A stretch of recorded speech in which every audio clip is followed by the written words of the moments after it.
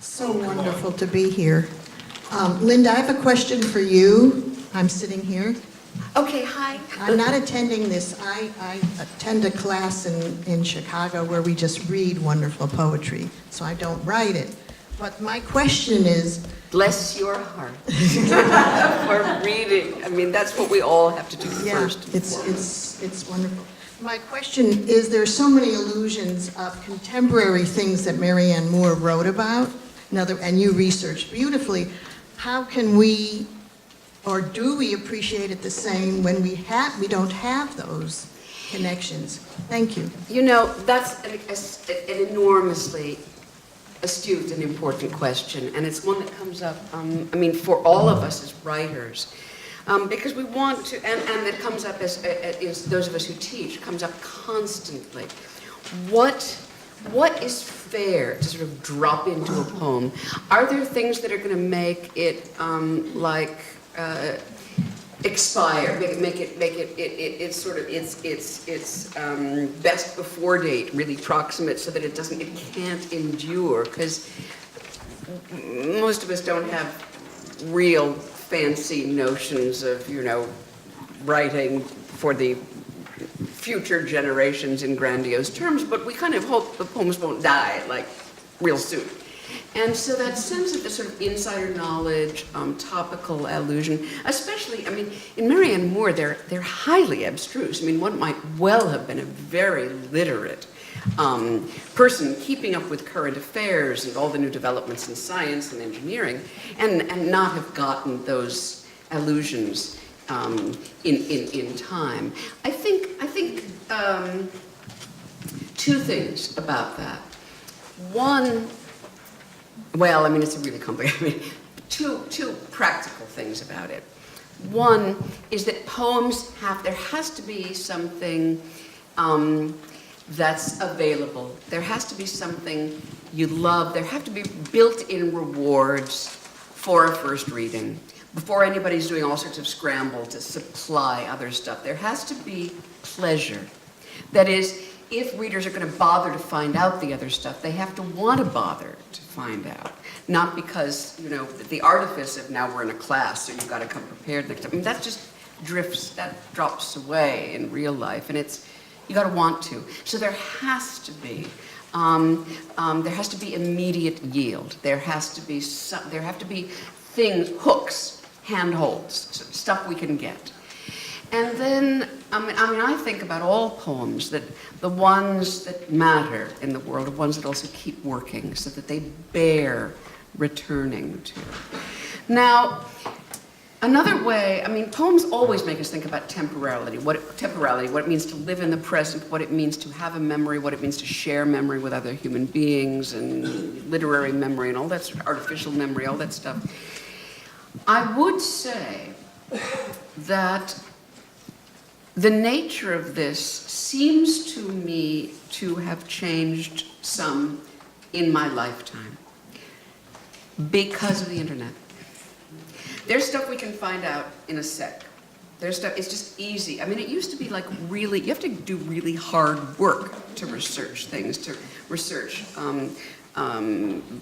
fleeting allusions and things that are part of local knowledge, whether that's temporal or spatial. But I do think the world has altered to some extent. So I have a lot of students, for example, who come from other cultures.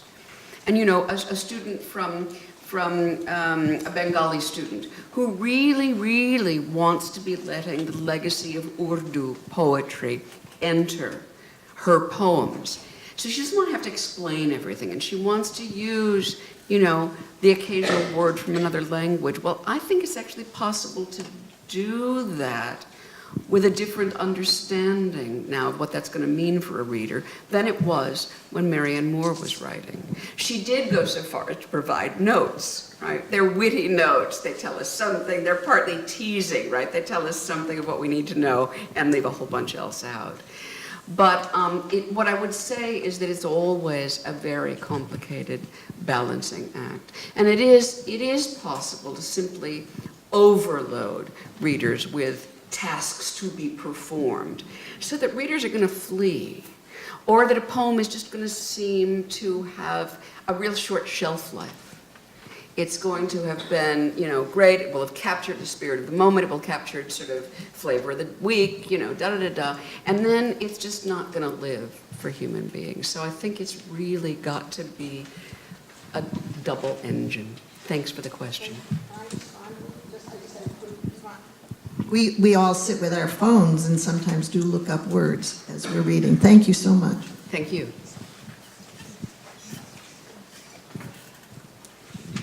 Hi. We're sitting in this forum here, and you're deconstructing these poems as academics. And to her point, I would say, you read a poem with an emotional feeling. Don't try to be academic on the poetry, because you'll never read another poem again. But we're in this forum, and I understand and I appreciate what you're doing up there as a poet. And I gotta just tell one little story. Yeah. I wrote a poem about the changing seasons in a campground in Pennsylvania, from the lush, quiet green to the blazing reds, orange, and yellows. So the seasonal change. And an elderly woman came up to me and said, "Oh, I feel the same way.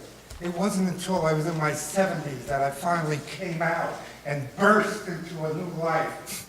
Well, that's not what I meant. I just meant it as a pastoral poem, But she read it as that, and it gave me no end of joy that someone could read it, and whether they like the poetry or not, but they could read it and have their own sense of it, and not being deconstructing my words. But I love what you did, and thank you anyway.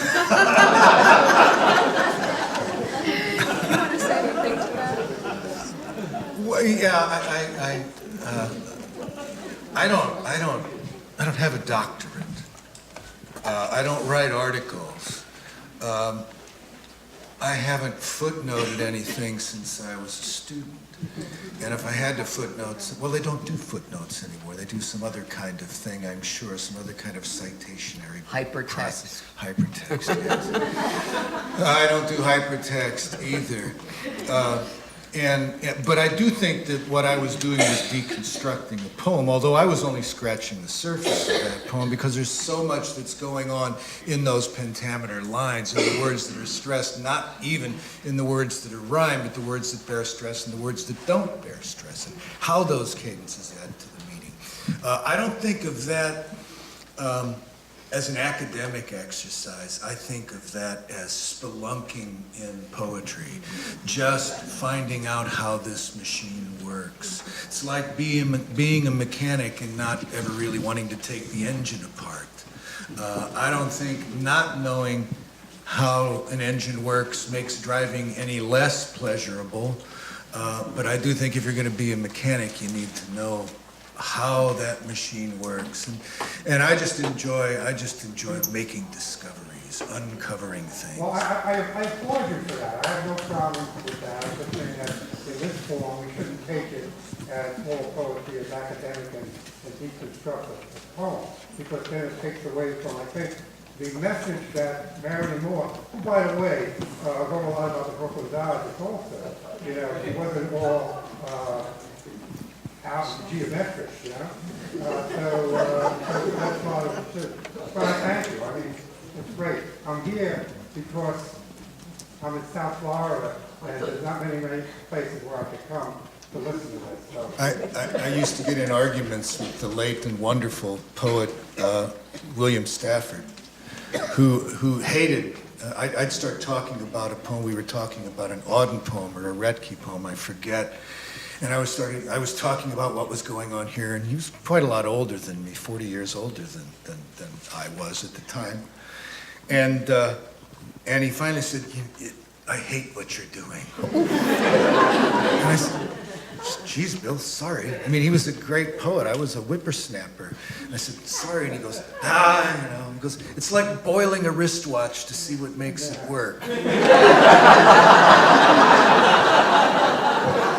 Now that's fabulous. I guess the only thing I would say, I mean, look, Mary Carr, the wonderful poet and memoirist, has been very something very explicit about how essential she feels that if poetry doesn't have feeling, if it's not about feeling, if it doesn't start with feeling, if it doesn't prompt feeling, it's not worth the tree it kills to get there, you know. And I mean, I think that's a very essential. The question is where urgency lies, and where feeling happens for many of us and how it gets communicated. I think, you know, for Marianne Moore, there was this just the complete playground joy in stuff that looks like intellect. I mean, and it was just, I mean, this sonic play. So at some level, some of them might have been nonsense syllables. They were such a gorgeous puzzle,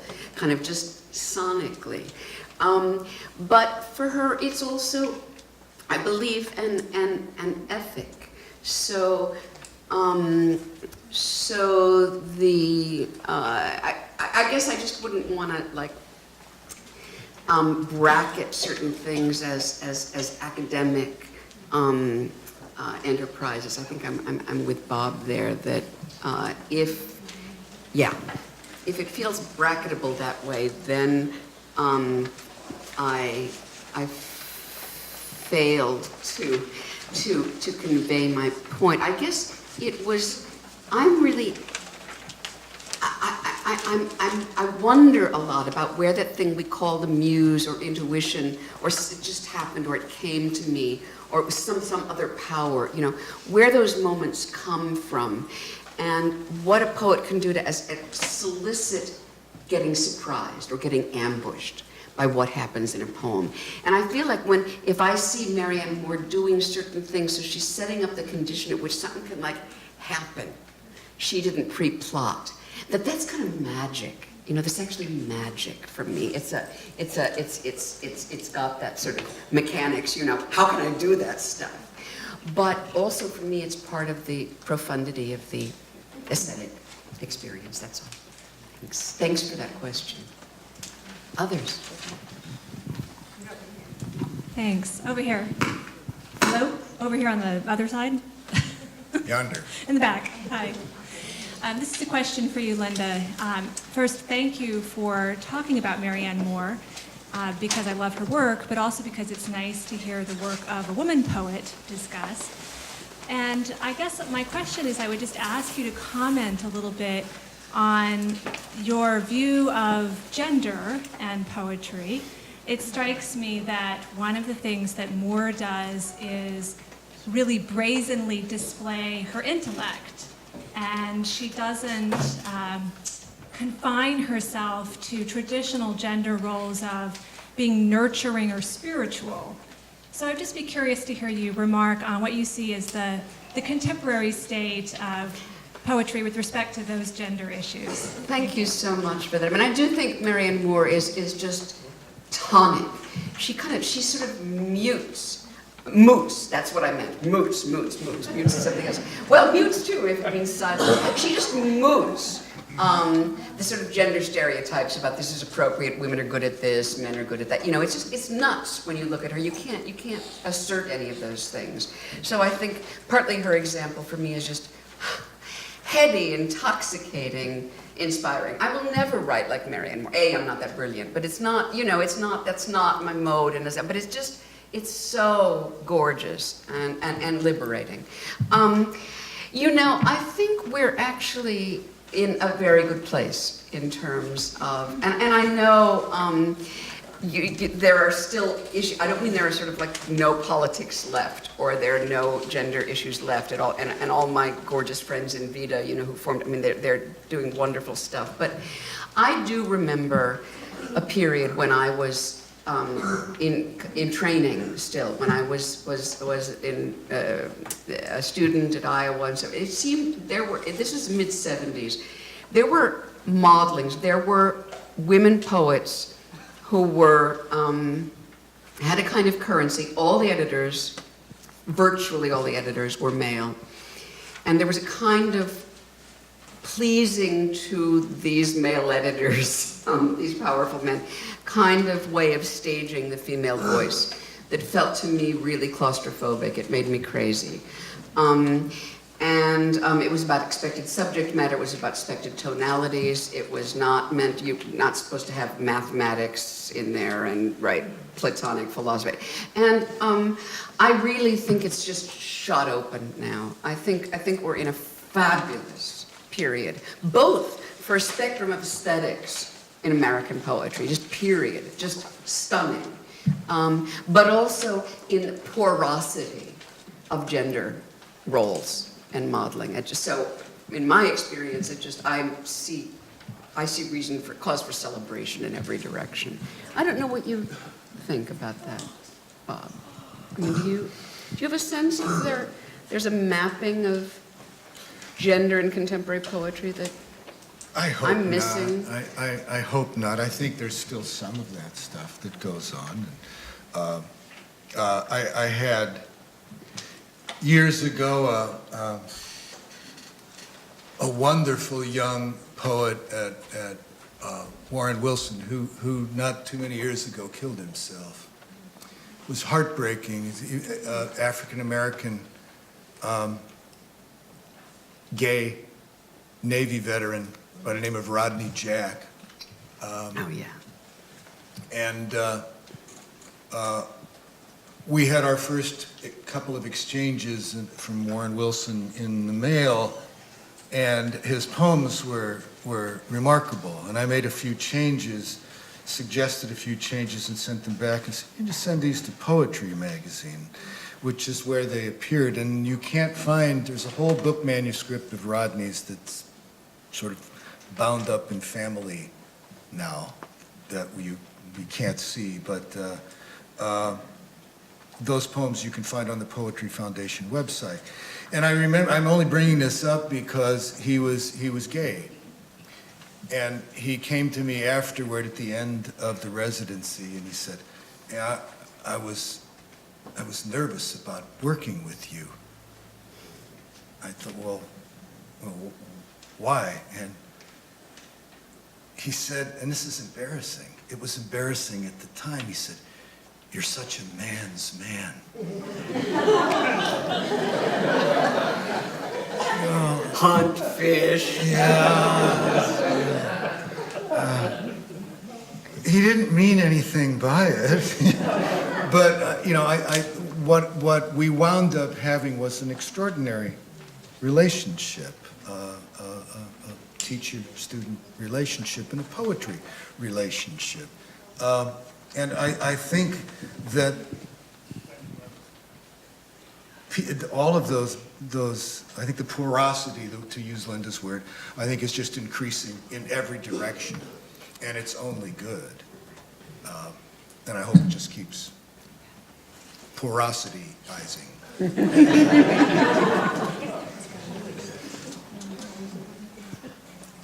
For Mr. Wrigley, I've always thought of both of those poems as being dialogues in which we only hear half of the conversation.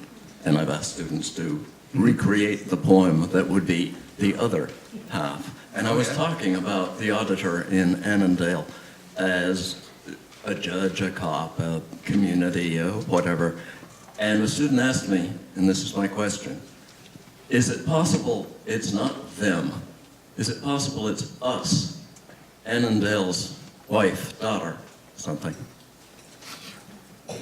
I think so, sure. I mean, I used the word, I think in the opening paragraph, when I got to them, they called it Annandale, that they probably did include us. And it may have included, yes, it may have included his family. It kind of opens up another whole can of worms. There's lots to do with these poems, and it's lots to talk about in this poem, but it would be really interesting to just think about it in terms of the auditor being his family. I mean, consider what he is asking, what the speaker is asking, if he is asking that of his family, of the dead man's family. I don't think that's probably it. I think there's too much in the rest of the poem that sort of distances the auditor from the speaker. It seems also, I mean, it's, the poem I believe was published in 1925 or something like that. So I think that it probably would have been something sort of apropos of the last question that was sort of handled by men. Interesting. And so I don't know, but I do think that, I see what you mean about talking about it as a dialogue, and it also is interesting to consider what the poem in response would be, what the silence would sound like if it were no longer silence. One of the things your question raises is that, you know, I like to talk, it makes everybody flee in the opposite direction, but I'm determined to kind of revive the category of rhetoric, which in its simplest terms just means who's talking to whom, you know, who's talking to who. And that there's always an angle. There are words, they're what they mean. We know, you know, we know denotative and connotative and yada yada yada. But there's also basically there's this somebody's doing a number on somebody else. Somebody wants something. There's that whole realm. And what a lot of Bob's reading did and what your question surfaced is that another part of that is context. And when you said, you know, the jury, the judge, I mean, that's forensic. Think about the pressure of the forensic setting on speech. And by the way, that's one of the classical categories of classical rhetoric, is there's this, the speaking under pressure of being judged. Julie Agus has a fabulous book called Property. And it includes passages, a lot of it seems to be people giving testimony in something that winds up being a trial or a scrunch. And it's the most eloquent and ethically subtle rendering I know of speech, as it were, forced speaking, and capturing the inarticulate, but the complexly withheld as well. And so all these things, you know, that your topic and these poems bring up, I mean, they're enormously important issues for poetry, and ones that we are not as good at talking about as, say, line breaks.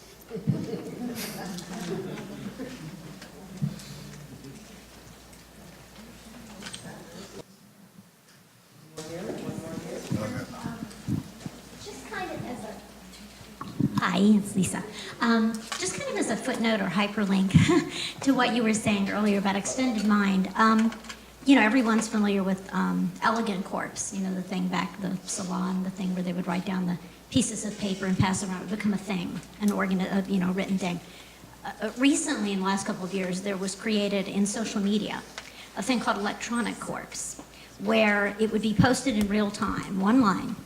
The first line would come from an existing poem, unbeknownst to the rest of the group, or perhaps known, but anonymously posted. And then people around the world would be invited to participate. And this recently was a TED Talk recently. A friend of mine did the TED Talk. Anyway, it's a very interesting phenomenon because it truly sounds like what you were describing, but without you, I guess you didn't have knowledge of this particular thing. But anyway, the book came out last year, a compilation of this. So there'll be another one, but it's called Electronic Corpse. I just thought it was an interesting parallel with what you were saying. It was kind of the first thing that leapt to mind, so you're very spot on to use the other phrase that was in there, so yeah. No, I think that's brilliant, and you know, the thing is, it's also things that change meaning. I mean, the pacing of speech, of encounter, of the backing and forthing, and of course that happens so differently in the virtual world. Just as we know rhythm in words on a page can alter, can flip meaning sometimes, a change in rhythm. So that, and just think what it's doing to our thinking. Thank you.